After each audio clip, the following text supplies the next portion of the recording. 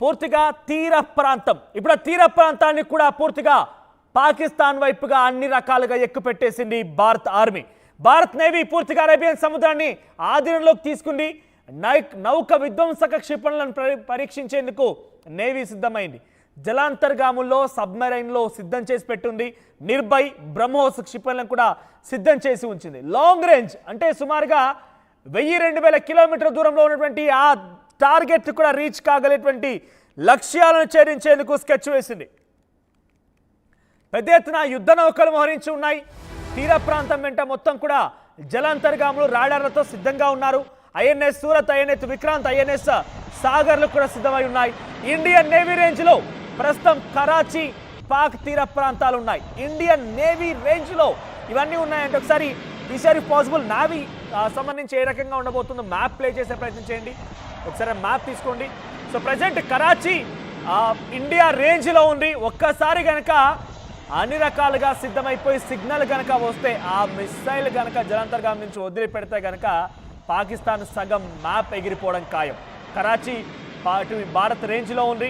మరోవైపుగా పాకిస్తాన్ హైదరాబాద్ నగరాలపైన కూడా ప్రధానంగా ఫోకస్ పెట్టింది. పాకిస్తాన్లో కూడా ఒక హైదరాబాద్ ఉంది, అక్కడి హైదరాబాద్ పైన కూడా ఫోకస్ పెట్టింది భారత్. సో ఇవన్నీ కూడా మన టార్గెట్ రేంజ్లో ఉన్నాయి. ఒక్కసారి గనక వాళ్ళు ఇదే విధంగా ఇంకా కవ్వింపు చర్యలకు పాల్పడుతూ పిచ్చి పిచ్చిగా కారు కూతలు చూస్తూ ఇంకా ఏదైనా హెచ్చరికలు కనుక పాల్పడుతూ ఇవే కనుక కవ్వింపు చర్యలు కొనసాగితే, ఇవే దాడులు కనుక కొనసాగితే, ఒక్కసారి ఇక్కడి నుంచి కనుక ఆ మిస్సైల్ వదిలేస్తే ఇక రాసిపెట్టుకోండి, కరాచీ అనేది పూర్తిగా పాకిస్తాన్ సగభాగం వరకు ఉన్నటువంటి కరాచీ, హైదరాబాద్, పాకిస్తాన్ హైదరాబాద్ మొత్తం కూడా చెల్లాచెదరైపోవడం ఖాయంగా కనబడుతోంది. అరేబియా సముద్రాన్ని మొత్తాన్ని కూడా అండర్ కంట్రోల్కి తీసుకొచ్చుకున్నారంటే ఎటువంటి సినారియో కొనసాగుతుంది అర్థం చేసుకోండి. ఇక నౌక విధ్వంసక క్షిపణులను కూడా నావీ పరీక్షించింది. జలాంతర్గాముల్లో నిర్భయ్, బ్రహ్మోస్లు సిద్ధంగా ఉన్నాయి. లాంగ్ రేంజ్ లక్ష్యాలను ఛేదించేందుకు స్కెచ్ వేసుకొని కూర్చుంది. ప్రస్తుతం అక్కడ యుద్ధ నౌకలు, జలాంతర్గాములు, రాడార్లు కూడా మోహరించి ఉన్నాయి. సో ప్రజెంట్ ఒకసారి దానికి సంబంధించి ఒకసారి దృశ్యాలను, శబ్దాలను, ఎందుకంటే ఈ శబ్దం విన్నప్పుడల్లా భారత ప్రజల్లో ఒక రకమైనటువంటి ఒక సంతోషం వ్యక్తమవుతుంది. ఇదే శబ్దం పాకిస్తాన్ కూడా త్వరలో వినిపించబోతున్నాం. ఒకసారి శబ్దాలను విందాం.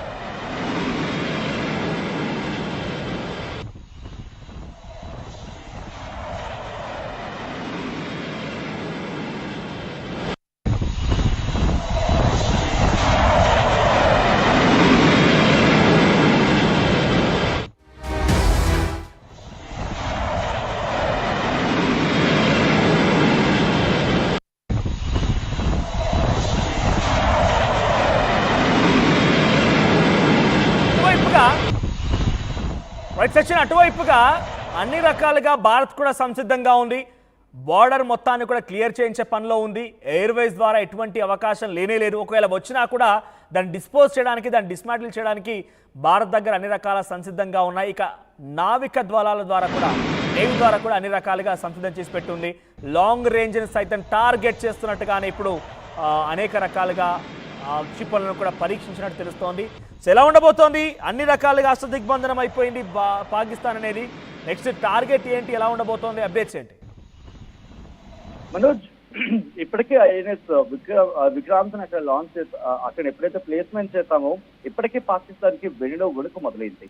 ఎందుకంటే కనుక రిమెంబర్ ఇదే అంశానికి సంబంధించి, ఎందుకంటే అక్కడ వెషల్స్ వచ్చే సిస్టమ్ ఎక్కడి నుంచి, ఎర్ర సముద్రం నుంచి మనకి వెషల్స్ కావచ్చు, లేకపోతే వాణిజ్యం జరుగుతూ ఉంటుంది. మరీ ముఖ్యంగా పాకిస్తాన్ కి ఫ్యూయల్ కావచ్చు, లేకపోతే ఏవైనా సరఫరా కావచ్చు, రవాణా కావచ్చు జరగాలంటే కనుక అరేబియా సముద్రం మాత్రమే వాళ్ళకి దిక్కుంది. దానికి మినహా వాళ్ళకి పెద్ద ఆప్షన్ ఏం కనిపించట్లేదు. సో అక్కడ వాళ్ళ మీద మనం మిసైల్స్ అనవసరంగా ఖర్చు చేయాల్సిన అవసరం కూడా లేదు. ఈ మాట నేను ఎందుకంటున్నానంటే కనుక జస్ట్ విక్రమ్ అక్కడ అడ్డు పెడితే చాలు, వెషల్స్ వెళ్ళి ఈ వాళ్ళకి మరీ ముఖ్యంగా అరేబియా సముద్రం గుండా పాకిస్తాన్ లోకి కనీసం ఒక చుక్క పెట్రోల్ కావచ్చు, డీజిల్ కావచ్చు, ఏది వెళ్ళదు. సో ఆటోమేటిక్ గా ఆగిపోతుంది. ఇప్పుడు విక్రమ్ ని పెట్టినప్పుడే భయపడిపోతోంది. విక్రమ్ ని పెట్టిన సందర్భంలోనే భయపడిపోతోంది. అలాంటిది ఇంకా విషయాలు మనకు అక్కడ వెళ్తున్న పరిస్థితి.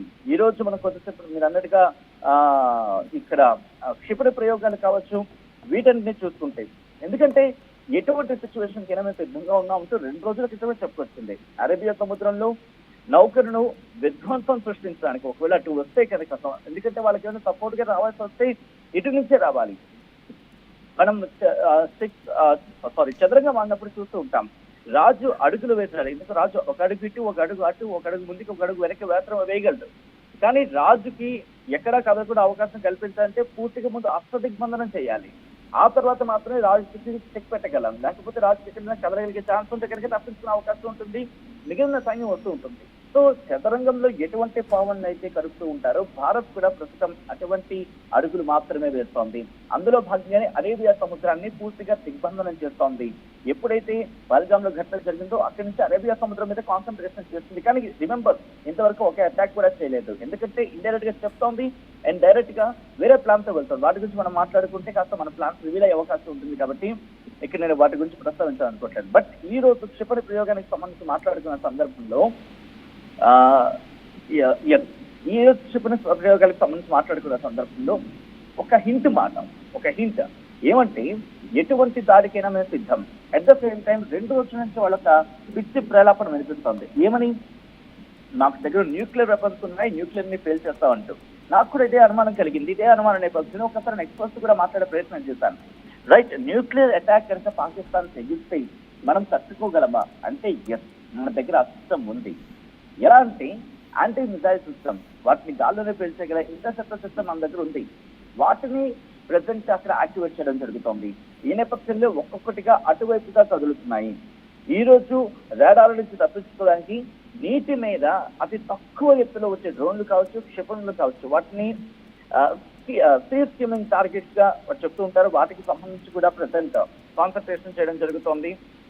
దాంతో పాటు జరుగుతున్న పరిణామాల నేపథ్యంలో యాంటీ షిప్ మిజైల్స్ ని ఈ రోజు ప్రయోగించింది భారత్.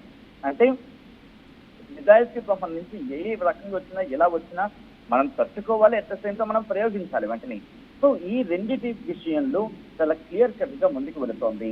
ఎందుకంటే ఇక్కడ భూతల మీద చూసుకుంటే ఫస్ట్ ఎయిర్ ఫోర్స్ వెళ్ళి రూట్ ని క్లియర్ చేస్తూ ఉంటుంది, ఆ తర్వాత మన మిలిటరీ ముందుకు వెళ్తూ ఉంటుంది. కానీ ఇక్కడ సముద్రం మీద అటువంటి పరిస్థితులు ఉండవు. సముద్రం మీద మనం ఎలా వెళ్తున్నాం అనేది క్లియర్ కట్ గా తెలిసిపోతూ ఉంటుంది, ఎక్సెప్ట్ సబ్మెరీన్స్ కి సంబంధించి. అంటే అటువంటి నిఘా వ్యవస్థ కూడా అవైలబుల్ గా ఉంది. కాబట్టి ఇక్కడ ఏది చేస్తున్నా అడ్వాన్స్ గా ముందుకు వెళ్ళగలిగితేనే.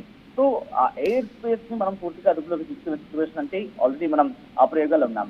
ఇండియన్ నేవీకి సంబంధించి మాట్లాడుతున్న సందర్భంలో మన దగ్గర ఉన్న ఒక్కసారి ఆ ఎక్విప్మెంట్ గురించి పూర్తిగా చెప్పను, బట్ ఆ లింక్స్ ఇచ్చే ప్రయత్నం చేస్తాను. ఎందుకంటే మన దగ్గర ఉన్న ఒక్కొక్కటి గురించి మాట్లాడుకున్న సందర్భంలో ముందుగా ఐఎన్ఎస్ విక్రాంత్ గురించి మనం చెప్పుకోవచ్చు, ఐఎన్ఎస్ చక్ర గురించి మాట్లాడుకోవచ్చు.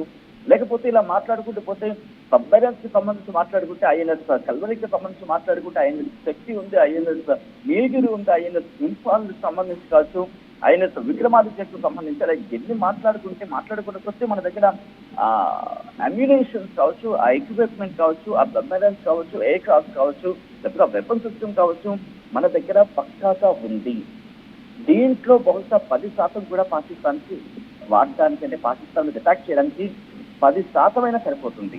కానీ భారత్ ప్లాన్ ఇప్పటి వరకు జరుగుతున్న పరిణామాల బట్టి చూస్తుంటే మనకి మినిమం డ్యామేజ్, మనకు డ్యామేజ్ లేకుండా ముందుకు వెళ్ళాలి అనే ఆలోచనలో కనిపిస్తోంది. అక్కడ జరుగుతున్న పరిణామాలు కూడా అలాగే కనిపిస్తున్నాయి. ఎందుకంటే అరేబియా సముద్రం మ్యాప్ లో ఎవరైనా ఒకసారి చూసే ప్రయత్నం చేస్తే కనుక అక్కడ మనకు ఆప్షన్ లేదు. ఎందుకంటే కరాచీ కావచ్చు, వాగర్ ఎయిర్పోర్ట్ కావచ్చు, వాళ్ళకున్న ఆప్షన్ ఆ 2 మాత్రమే అక్కడ ఉన్నాయి అరేబియా సముద్రానికి సంబంధించి. ఎందుకంటే గల్ఫ్ ఆఫ్ ఓమన్ కువైట్ నుంచి వచ్చినా లేకపోతే అటువైపు నుంచి అయినా అది కూడా జస్ట్ కార్నర్ మాత్రమే. వాళ్ళకి ఏమైనా ఎక్కడి నుంచైనా రావాలనుకుంటే కొన్ని సౌదీ అరేబియా నుంచో లేకపోతే ఇటు ఈజిప్ట్ నుంచో లేకపోతే అటువైపు నుంచో ఆ సందులోంచే రావాలి. ఏది గల్ఫ్ ఆఫ్ అదనంగా మాట్లాడుకుని ఎర్ర సముద్రం నుంచి వచ్చే ఆ సూయజ్ కెనాల్ కావచ్చు, ఆ వే ఉంది కదా, అక్కడి నుంచి వచ్చి ఇటు అరేబియా సముద్రంలోకి వచ్చిన తర్వాత మాత్రమే వాళ్ళు ఇక్కడికి చేరుకోవాలి. సో ఇప్పుడు ఐఎన్ఎస్ విక్రమాదిత్యని కావచ్చు, ఐఎన్ఎస్ విక్రాంత్ని కావచ్చు, లేకపోతే ఐఎన్ఎస్ సూరత్ ని కావచ్చు, సూరత్ కి సంబంధించి ప్రయోగాలు ఆల్రెడీ జరిగింది. ఇప్పుడు వాటిని మళ్ళీ వేగవంతం చేస్తా ఉంది. సో ఇక్కడ